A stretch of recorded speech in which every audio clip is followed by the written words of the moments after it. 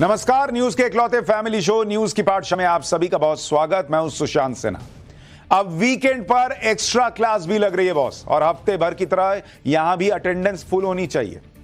चूंकि extra class किसी खास सब्जेक्ट के डाउट्स क्लियर करने के लिए होती है अमूमन, तो यहां भी हम देश की सियासत का वो चैप्टर खोल रहे हैं जिस पर अगर आपको कुछ डाउट रह गया हो तो आज एकदम क्लियर हो जाएगा। और इसलिए आज की क्लास में बात जातिगत जनगणना वाली राहुल गांधी की पॉलिटिक्स की। आजकल देश की राजनीति में जाति वाला नैरेटिव अलग ही पैरामीटर पर कसा जा रहा है। हद तो यह है कि बजट पर चर्चा के दौरान नेता प्रतिपक्ष की सुई बजट के हलवे वाली सेरेमनी पर अटक गई। वहां भी वो जाति का एक मैग्नीफाइंग ग्लास लेकर तस्वीर दिखाने लगे। ये चल क्या रहा है बॉस? क्या जाति भेद वाली राजनीति देश के भले के लिए है या दल के भले के लिए है? मतलब मोदी के 2047 के विकसित भारत के टारगेट को राहुल गांधी जाति वाली कार्ड से काउंटर करेंगे क्या? आइए इसको थोड़ा कायदे से समझते हैं।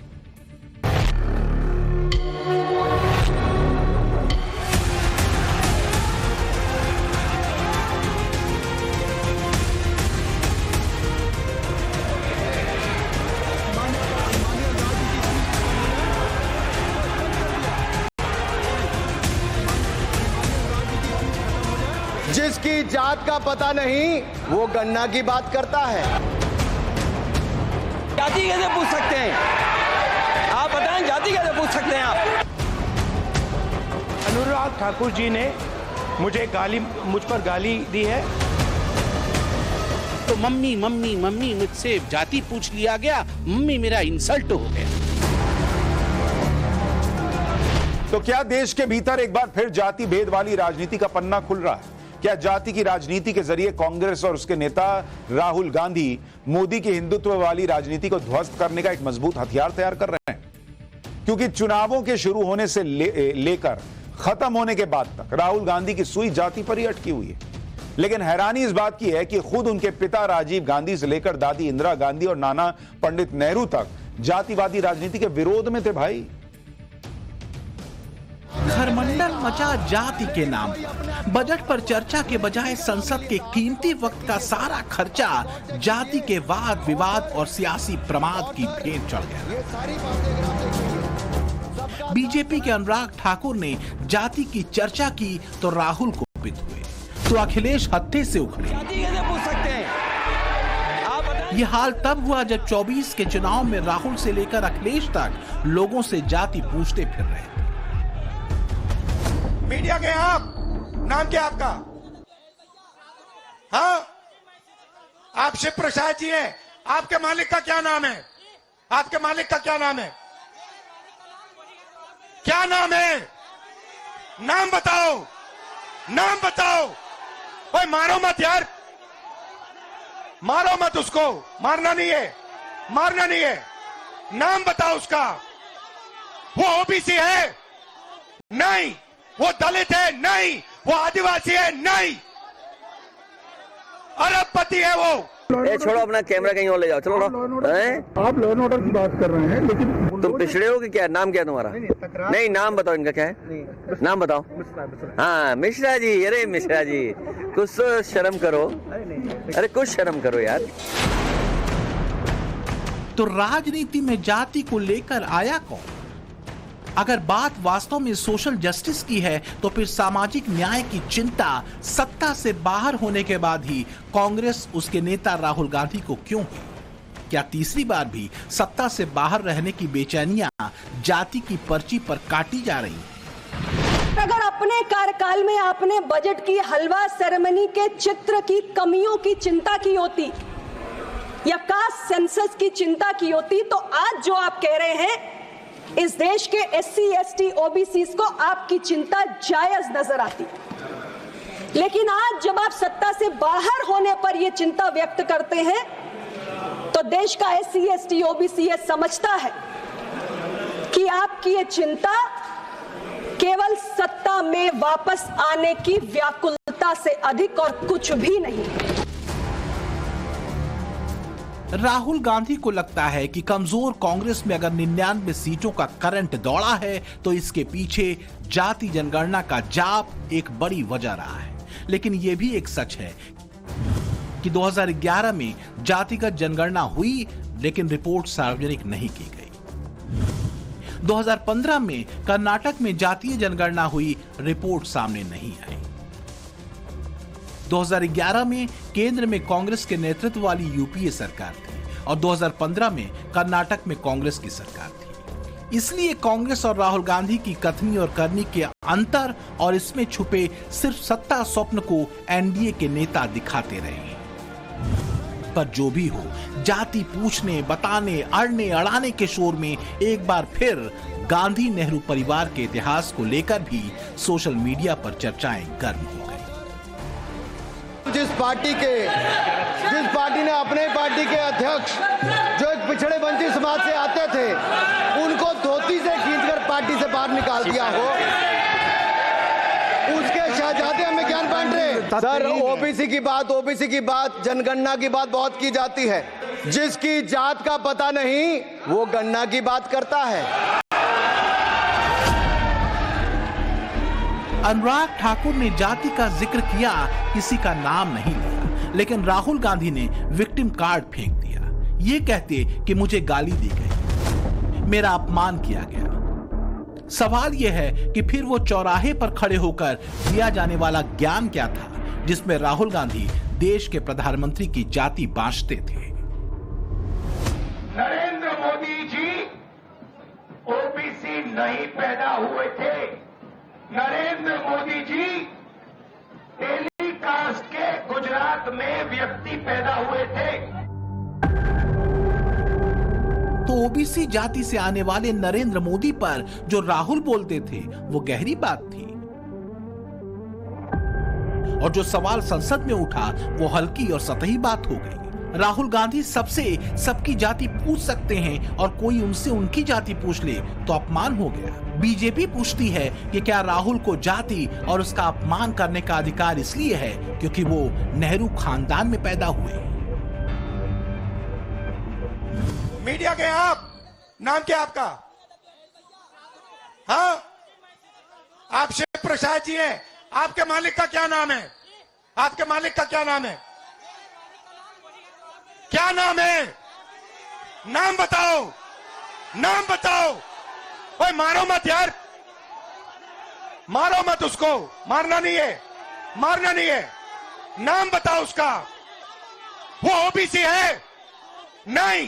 वो दलित है? नहीं। वो आदिवासी है? नहीं।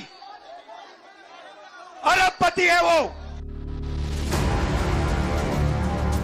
वैसे राहुल गांधी की जाति के नाम पर जिस तरह का बखेड़ा खुद राहुल और अखिलेश ने खड़ा किया, उसके पीछे मंशा क्या थी, इसे आगे आपको समझाएंगे। लेकिन यहाँ ये आप जरूर जान लीजिए कि जाति बताने और पूछने के नाम पर खुद के अपमान का आरोप लगाने वाले राहुल गांधी की टीम के नेता एक समय में उन्हें जनेऊधारी ब्राह्मण बताते फिर रहे थे कि न केवल कांग्रेस उपाध्यक्ष श्री राहुल गांधी हिंदू धर्म से हैं, परंतु वो जनेऊ धारी हिंदू हैं।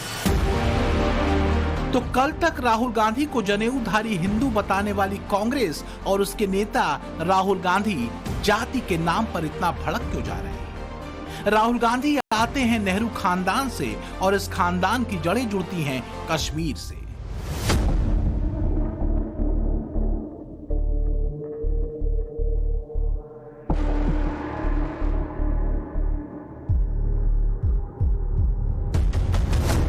राजीव गांधी के biography Rajiv Gandhi the end of a dream के लेखक मिनाज मर्चेंट के मुताबिक राहुल गांधी के परिवार में जिस व्यक्ति के बारे में रिकॉर्ड मौजूद है, उनका नाम है पंडित राज नारायण कौल, जो कश्मीरी पंडित थे।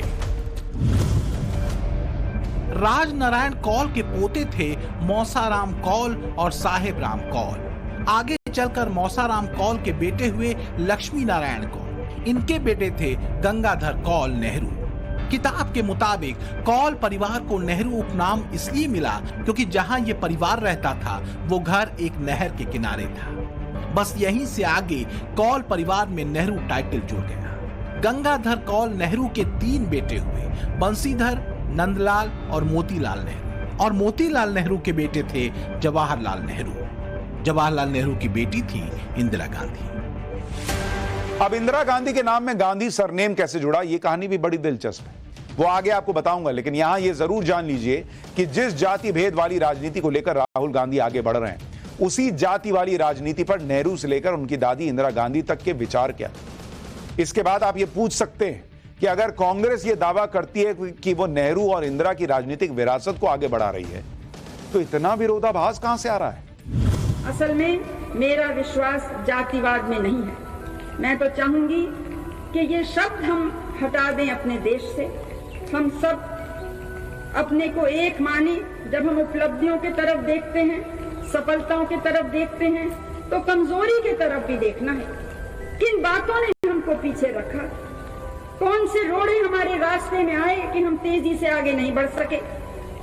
तो हम देखते हैं कि जो सबक आजादी की लड़ाई ने हमें सिखाया था कि केवल एकता और अनुशासन से सफलता प्राप्त हो सकती है, आज जाने या अनजाने कुछ ऐसे लोग हैं जो जाति के नाम से समाज को चोट पहुंचाते हैं। बजट का जो हलवा है सर, ये बट रहा है। और इस फोटो में सर मुझे एक ओबीसी अफसर नहीं दिख रहा, एक आदिवासी अफसर नहीं दिख रहा, एक दलित अफसर नहीं दिख रहा मुझे। ये हो क्या रहा है सर? एक ओबीसी अफसर नहीं दिख रहा, एक आदिवासी अफसर नहीं दिख रहा, एक दलित अफसर नहीं दिख रहा मुझे।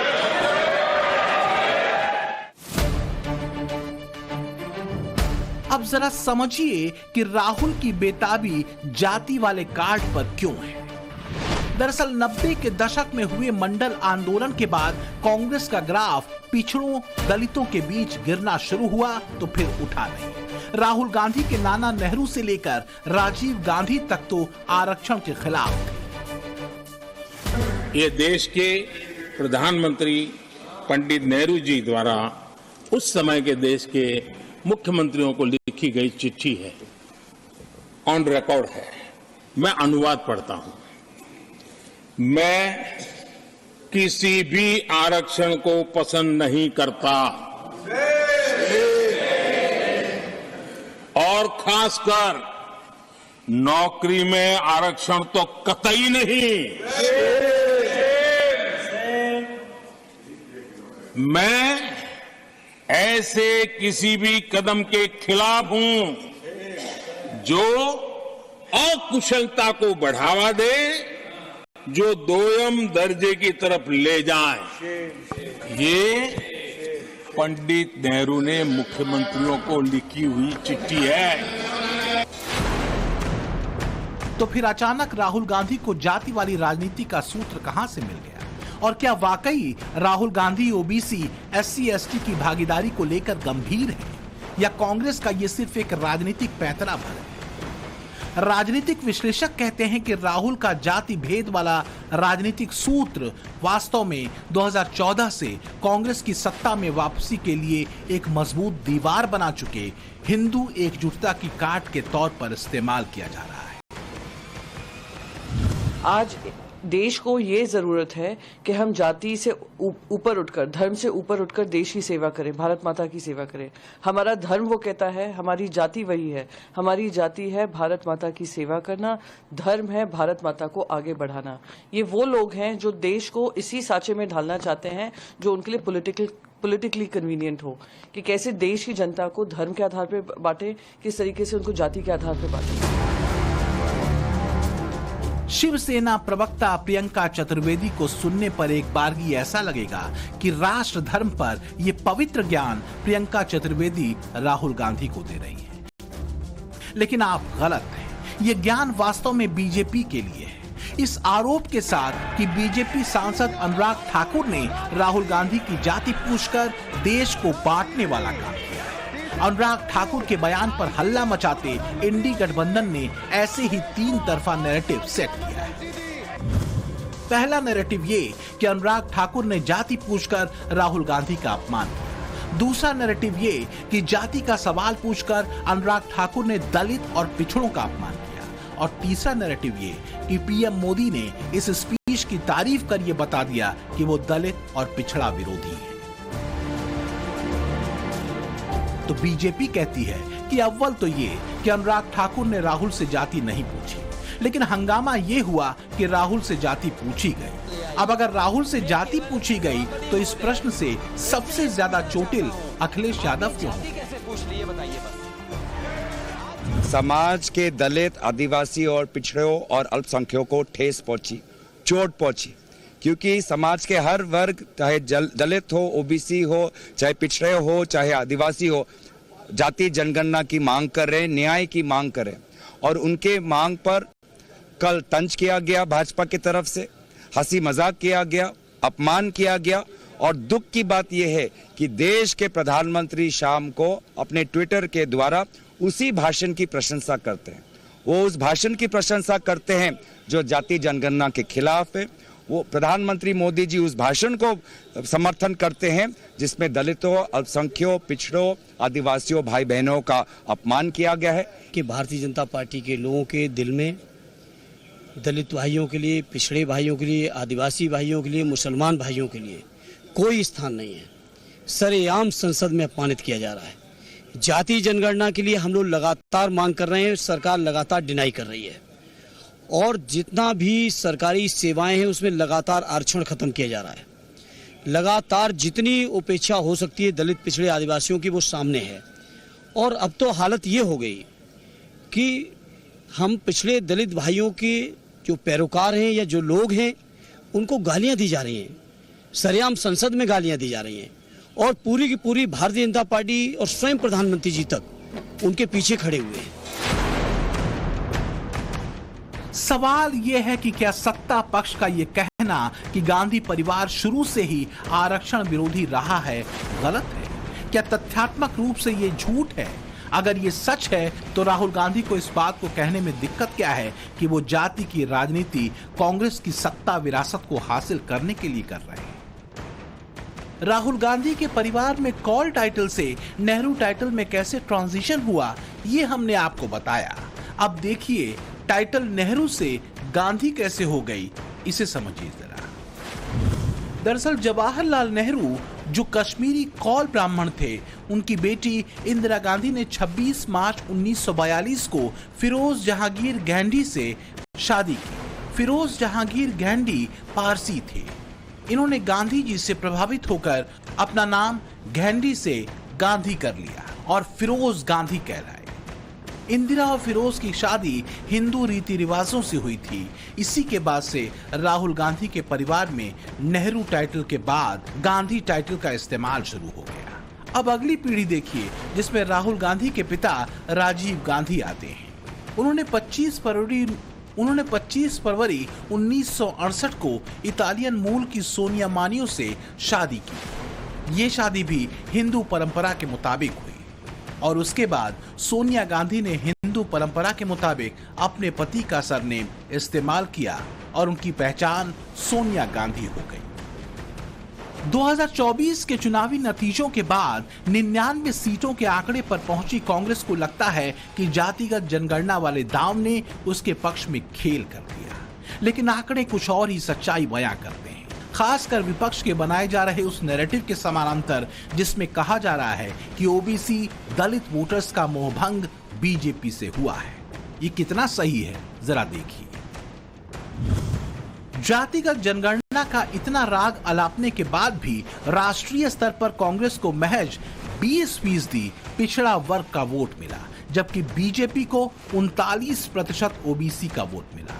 इसी तरह कांग्रेस को अति पिछड़ा वोटर्स का सिर्फ 18% वोट मिला, जो 2019 से महज 3% ज्यादा था, जबकि बीजेपी को इस वर्ग का 49% वोट मिला, जो 19 के मुकाबले 1% ज्यादा था। लेकिन विपक्ष का हद पैंतरा देखिए। ओबीसी वर्ग का सबसे ज्यादा वोट पाने वाली बीजेपी और ओबीसी वर्ग से आने वाले प्रधानमंत्री मोदी को इंडी गठबंधन पिछड़ा दलित विरोधी बताने में जुटा है, धर्म और मंदिर का संदर्भ लेते हुए। मुझे याद है कि मैं जब मंदिर के दर्शन करने गया तो कुछ ऐसी ताकतें हैं समाज में, वो नहीं चाहते थे कि मैं हवन पूजन करूं। मैं आपसे कहूंगा साथियों कि वो जानने की कोशिश आप करना कि वो कौन सी ताकतें हैं समाज की जो किसी को पूजा पाठ के लिए, हवन के लिए उस समय रोक रही थी। और वो दिन मैं भूल नहीं सकता हूं जिस दिन मुख्यमंत्री आवास को गंगा जल से धोया गया था। जिस ओबीसी दलित की चिंता में अखिलेश यादव घुले जा रहे हैं, उनके दौर का हाल भी देखना जरूरी है कि वास्तव में यूपी के भीतर 2012 से 17 के अखिलेश राज में ओबीसी दलित समाज का कितना भला सरकारी नौकरियों में हुआ था। ओबीसी और दलित समाज के हक पर छाती पीटती कांग्रेस और समाजवादियों को ये आंकड़े आईना दिखाने वाले साबित हो सकते हैं। यूपी की विधानसभा में रखे गए तथ्यों के मुताबिक साल 2012 से 17 के बीच ओबीसी दलित के हितैषी अखिलेश यादव के राज में यूपीएससी ने 26,394 पदों पर भर्तियां की। इसमें ओबीसी समाज के 26.38% लोगों का चयन हुआ। नंबर के हिसाब से ये संख्या 6,964 बैठती है, जबकि दलित समाज के 21.34% लोगों की भर्ती हुई। इसकी तुलना में योगी राज में पिछड़े और दलितों के चयन का आंकड़ा देखिए, जो 2017 से 2024 तक का है। इसमें ओबीसी वर्ग के 46,675 लोगों का चयन हुआ, यानी 38.41% ओबीसी की भर्ती हुई। इतना ही नहीं, अखिलेश राज में ओबीसी कैटेगरी में सिर्फ एक जाति को ही फेवर करने के आरोप लगते रहे। 2012 से 17 के दौरान यूपी में अखिलेश के दौर में हुए उप जिलाधिकारी के चयन को लेकर जांच सीबीआई कर रही है। उत्तर प्रदेश लोक सेवा आयोग में उप जिलाधिकारी के पद के लिए चयन हुए थे। 86 में से 56 एक जाति विशेष के लिए भर दिए गए थे। जो high school 3rd division, intermediate 3rd division, BA 3rd division, वह एसडीएम की भर्ती में टॉप कर रहा है। क्या ये संभव है? क्या ये तो सीबीआई इसकी जांच कर रही है। सीबीआई की पूरी रिपोर्ट आ जाएगी, पता लग जाएगा। राहुल हो चाहे अखिलेश, पूरा देश हो या उत्तर प्रदेश, सभी जानते हैं कि ओबीसी और दलित समाज की बात करने वाले कांग्रेस और समाजवादी पार्टी ने वास्तव में कितना भला पिछड़ा दलित समाज का किया है। यहां तक कि देश की आजादी के 7 दशकों बाद तक देश के भीतर पिछड़ा वर्ग आयोग को संवैधानिक दर्जा तक नहीं मिला। 2018 में 102वां संविधान संशोधन अधिनियम के बाद राष्ट्रीय पिछड़ा वर्ग आयोग मोदी राज में मिला। ये जो रावण आज गुमराह करके समाज को आपस में ही लड़ाने का काम कर रहा है, याद रखना, हमारा ओबीसी समाज मजबूत हो, यह महत्वपूर्ण है, लेकिन हमें सर्व समाज के साथ बेहतर समन्वय करके देश विरोधी और समाज विरोधी गतिविधियों में लिप्त तत्वों को बेनकाब करते हुए प्रधानमंत्री मोदी जी के नेतृत्व और मार्गदर्शन में विकसित भारत की परिकल्पना को साकार करने के लिए प्राणपण से जुटना है। तो विपक्ष की जाति वाली धारा देश के लिए है या फिर दल के? सवाल है कि जातीय भेद को उभार कर देश का भला होगा या दल का? और अगर राहुल गांधी वाली कांग्रेस वाकई देश में सोशल जस्टिस वाली धारा पर चल निकली है, तो उसके ही राज में ओबीसी आयोग को संवैधानिक दर्जा क्यों नहीं मिला? 2011 की जातीय जनगणना की रिपोर्ट दबाई क्यों गई?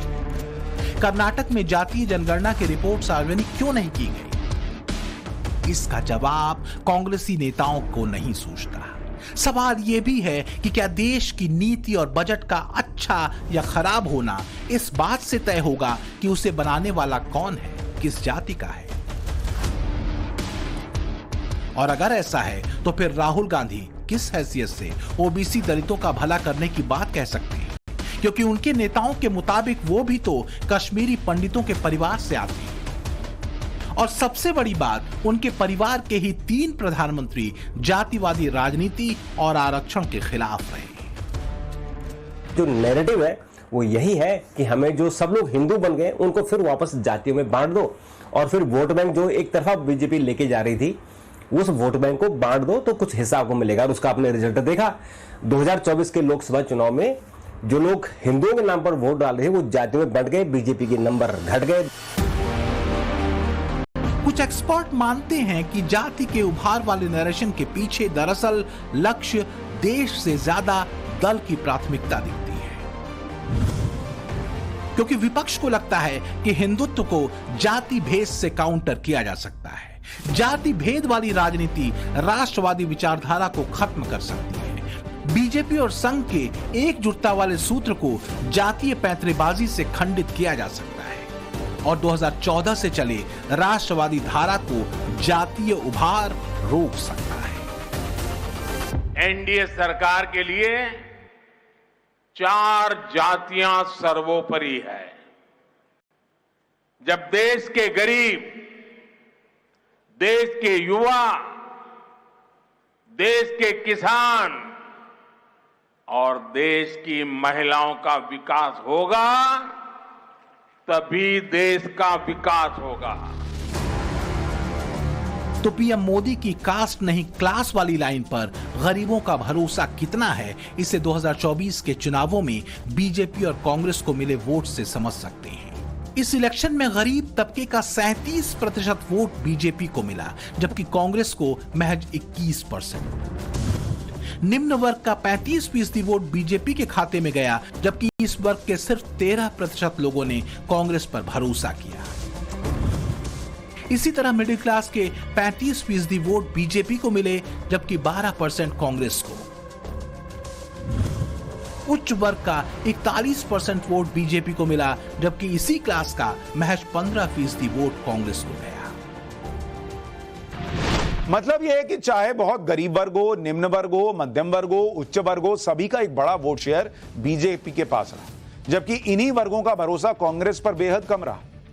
वोट शेयर के लिहाज से अगर आपको बताऊं तो 18% से भी कम।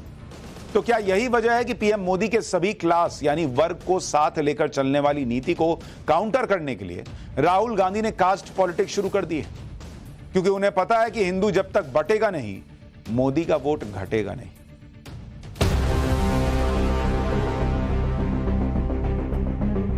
मतलब ये कि गरीब, निम्न वर्ग और मध्यम वर्ग और इसके साथ ही उच्च वर्ग सभी का एक बड़ा वोट शेयर बीजेपी के पास रहा, जबकि इन्हीं वर्गों का भरोसा कांग्रेस पर बेहद कम रहा। वोट शेयर के लिहाज से 18% से भी कम। तो क्या यही वजह है कि कांग्रेस और राहुल गांधी ने मोदी के सभी क्लास को साथ लेकर चलने वाले लाइन को काउंटर करने का नरेशन कास्ट पॉलिटिक्स में निकाला है? राष्ट्रवादी धारा पर कसी मोदी की राजनीति कास्ट के बजाय क्लास पर रही। नीतियां गरीब, किसान, युवा और महिलाओं पर फोकस रही। लेकिन जाति की धुरी लेकर उतरे राहुल गांधी और उनके इंडी गठबंधन का जाति भेद वाला नैरेटिव क्या वाकई देश का भला करेगा? तय तो करना होगा, जाति बड़ी या राष्ट्र, दल बड़ा या देश। Bureau report, times now, Navbharat.